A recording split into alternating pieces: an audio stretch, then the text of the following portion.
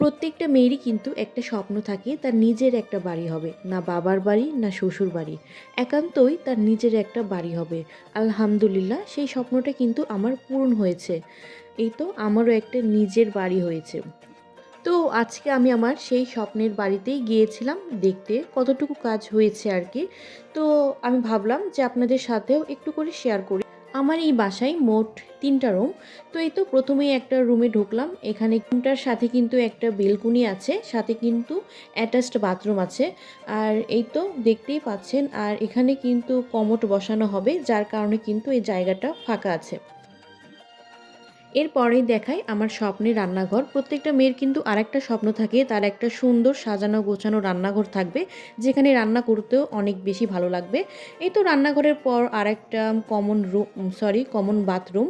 এই তো দেখতেই পাচ্ছেন। আর এখানকার টাইলস থেকে শুরু করে দরজা, বাথরুমের দরজা সব কিছুই আমার বাবা পছন্দ করে কিনেছে।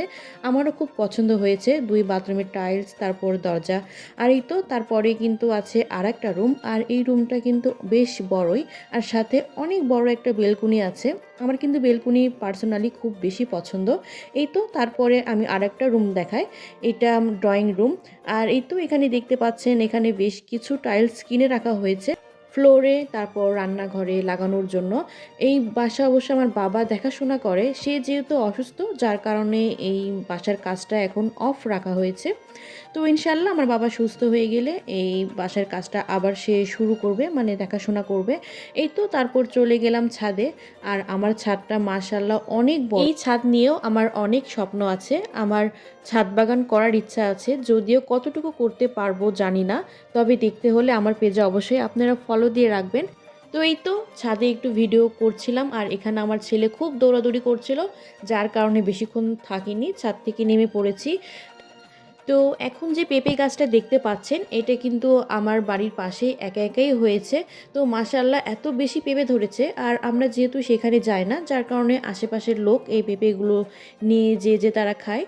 তো এই পাশে যে জায়গা দেখছেন, তারপর প্রথমে যেটা দেখলেন, সব কিন্তু আমাদেরই জমি। মানে এখানে ২টা ইউনিট করা হয়েছে, আর ২টা ইউনিটের একই রকম প্ল্যান করে রাখা আছে। মানে ওই পাশে যে কয়টা ঘর, এই পাশেও ঠিক সে কয়টা ঘরই হবে। তো এই তো এখানে কিন্তু ভিট অবধি তুলেই রাখা হয়েছে। আল্লাহ যদি কখনো চায়, ইনশাআল্লাহ এ পাশেও ফ্ল্যাট আমরা তৈরি করব।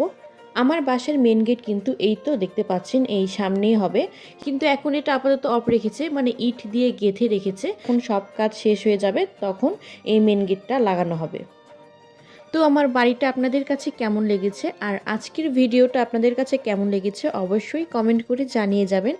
আর আজকের ভিডিও এত পর্যন্তই। সবাই ভালো থাকবেন, সুস্থ থাকবেন, আর আমাদের সবার জন্য বেশি বেশি দোয়া করবেন। আল্লাহ হাফেজ।